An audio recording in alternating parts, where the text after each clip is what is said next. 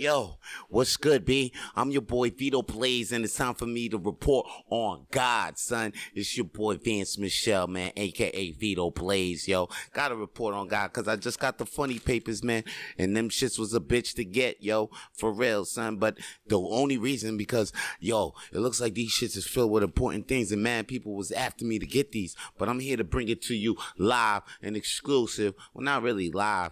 I pre-recorded this, and it's luckily this recording so far is going goddamn smooth. So let me see what's going on the papers right now.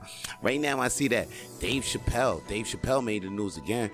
It seems that it looks like the Duke Ellington School in DC wants to delay on naming the theater. They were gonna name it after Dave Chappelle, but they delayed on naming the goddamn theater. And then this is what actually Dave Chappelle guy says.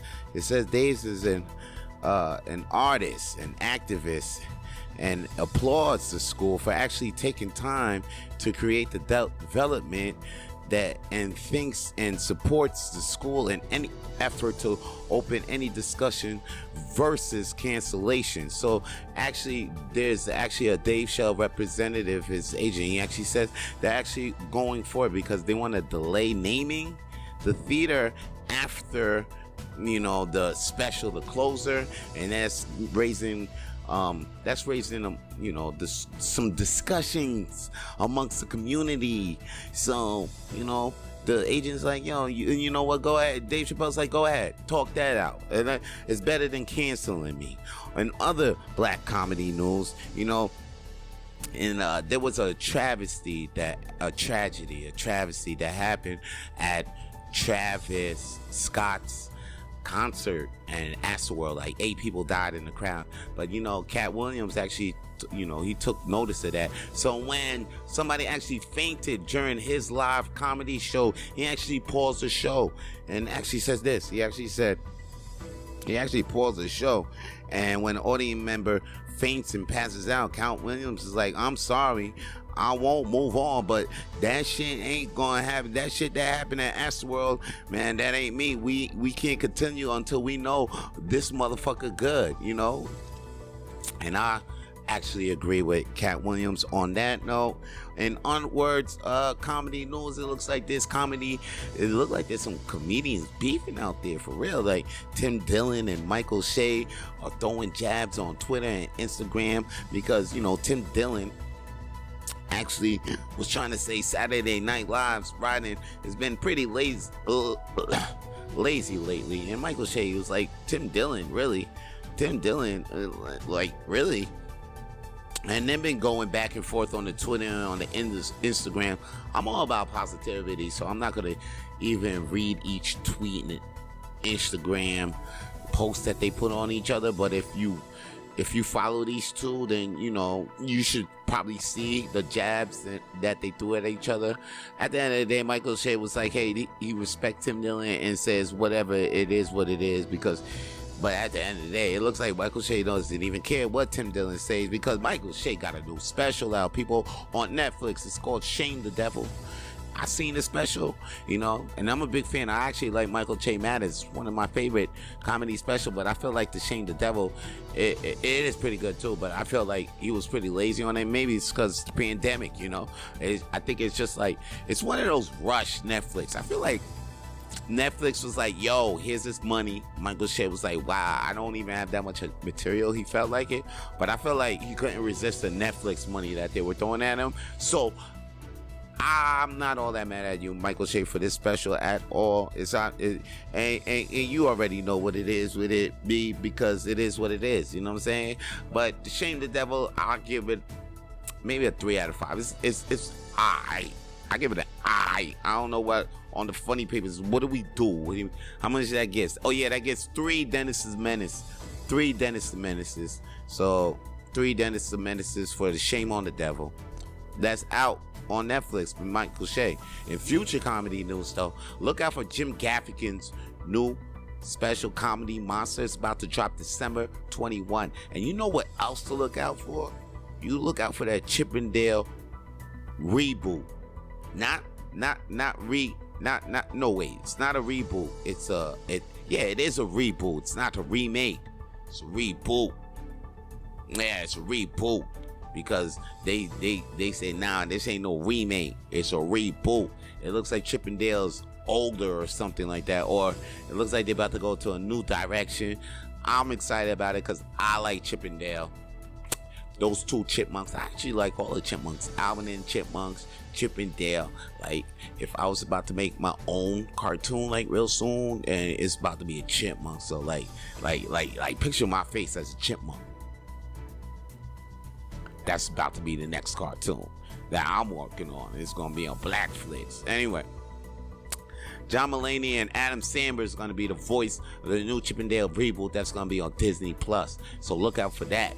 Real motherfucking soon, man. It looks like comedians is making all types of crazy news too. Like Jon Mulany, like, he announced his divorce last year. I think earlier this year, 2021. Right now, he trying to speed that shit up. Like, he's trying to get rid of the old bitch and ain't even speed up with the new girl, Olivia Munn. Like, Olivia Munn is already and I think she pregnant, and Milani's like speeding that up. Like, he already got the nursery, already things for Olivia Munn. Like, already, yo, this dude is quick.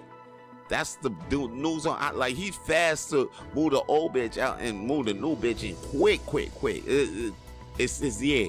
Looks like another year for another comedian too is Pete Davidson. This boy looks like he's in the news for being holding hands with Kim Kardashian. Now, I said in my last Funny Papers they was on the roller coaster. Now it's official that yo, they getting it on. But yo, here's the deal. You think Kanye is in the back actually liking this? Nah, he's actually saying that him and Kim is gonna get back together no matter what we seeing. Even if we seeing him holding hands with Pete, Yeezy said he will get back with her. So that's crazy. And I feel for you, Yeezy, because I'll be hurt too. Because in the picture, you know, she was holding hands. You see Pete and Kim holding hands, and Kim Kardashian is also wearing Yeezys on her feet. But don't be mad at Kim Kardashian because she part owns Yeezys, guys. So she owns, you know what I'm saying? She owns Yeezys. Don't get it twisted. Yeah. She partly owns Yeezy, so don't be like, oh, she out there holding hands with Pete while she got Yeezys on her feet. Hey, yo, she owns Yeezy, though. Watch out before you say that. Anyway, let's not even get on that because comedians, they look like they staying on top of they being ugly. But I got some comedians I want to talk about that looks like they staying on top of things, and that's why they are on my top 5 this week. My top 5 comedians I want y'all to look out for. Number 1, Abby Stonehouse. Okay, this girl is tearing up the city, and she's making laughs on the stage. This girl is silly all around. Listen, I want you to follow and listen to Abby Stonehouse. Follow her on Instagram. Another one to follow, my boy Peter Bowen, aka Pete Bones, my co-host on the Rapid Flames podcast. You can catch on Spotify, iTunes, and Google. But yeah, Peter Bowens usually be at the Generates and Melrose, and he be at the world's smallest open mic. But you know what? I'm gonna leave it Instagram handle for you guys to follow, and please follow Jacob Metzer. He's a pretty funny guy. I put him on my top 5 because this guy just came back in the comedy scene and he got some new jokes that is tickling my feet right now. So Jacob Metzer, guys, please follow him and watch for him on the Montreal comedy shows. And I want you to look out for Raji Shila. You know what? I'm not even gonna pronounce her last name because it's a lot of vowels. But here's the deal. I'm gonna put the Instagram handle in the description so you can follow Raji. And yo, this girl has been coming on the scene with her sharp, witty comedy. Yeah, I guess that's what we're gonna call it right now. But guys, please follow Raji, and I'm gonna leave her Instagram handle in my description. And to finish off my top 5 comedians I see in my eyes as of right now, my boy Nasir Khan. Yo, this guy, he's witty too, and smart. You got a little deadpan in him, but it's that, that little deadpan, pretty good, yo. And you know what? There's not a lot of comedians like Nasir, and I think that's a good thing. Yeah, that is a good thing. You know what? I want to say something about the Montreal comedy scene though right now. That shit has taken a turn. And I'm telling you, it took a turn for the better, because there's a lot way more. I don't know. Maybe I don't know about how many shows there was 10 years ago. I don't know how many, maybe. But when I started 3 years ago, there was a couple of shows. There was almost a show every day. But now there's a show every day. There's like 2-3 shows every day. And there's a lot of shows. That's the thing. This should turn for the better. Like, just let me name a couple of new shows that are out right now. There's the Turbo House show that my boy Walter Link, that's his monthly. We got the Loose Lips weekly. We got the Funny Juice month, bi-weekly. We got Comedy at the Red Room. We got Peroni's McKibbin's comedy night. You got the world's smallest open mic hosted by Vance Michel and Walter Lane. You can catch that at Crescent Street every Monday at Hurley's Irish Pub. Man, you got all these shows coming out straight out of Montreal, man. They produce shows like No Time for Bad Jokes. They got Comedy Showcase at the Melrose. So many shows. Remedy at the Peroni. Degenerates at the Peroni. You got Comedy is back, way better than before. You got Hash the One. Matter of fact, Hash the One got a show coming up on December 9th at L'Option Music. Man, I'm skipping a whole bunch of shows. I'm talking about Kickback, Blue Dog's back. We got Blue Dog at the Monday, Kickback. We got Battle of the Wits, which is a comedy show, guys. I'm telling you, there's way more shows than before, and I ain't even mentioned the Comedy Nest. And the Comedy Nest is on almost every day except Monday. See, there's way more comedy than before, guys. That's why I'm so excited that even after the pandemic, that when I was thinking that, man, what could the future of stand-up comedy be? Live comedy, especially for performances, because everything. But now, man, everything is back way better than before. There's more rooms than before, more opportunities. So if you out there thinking about being a stand-up comedian, or if you're thinking like, man, maybe this is the time, you're damn right, this is the time. And there's so many opportunities. And people, let me tell you, it's about, right now, it's just about staying in the water. Because, like, if you ain't getting those spots or anything like that, there's work out there. It's just maybe you just gotta work on your shit, because there's definitely spots out there to get, and some time out there to even work on your things. Damn, I even forgot Bad Boys. I said Bad Boys.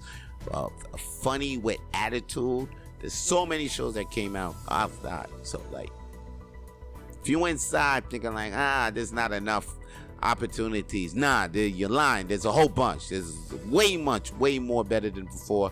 And if you need to know where to go and what time the shows are listing, make sure you check out the Comedians of Montreal, or just follow some comedians. There's a whole bunch of them. Get to know us. I put 5 in the description, and I think that's all it looks like I got to report on God, yo. Damn, I could see why they was chasing me from the beginning, but they ain't never gonna get me. Hey, yo, I'm Vance Michel. I'm done reporting on God.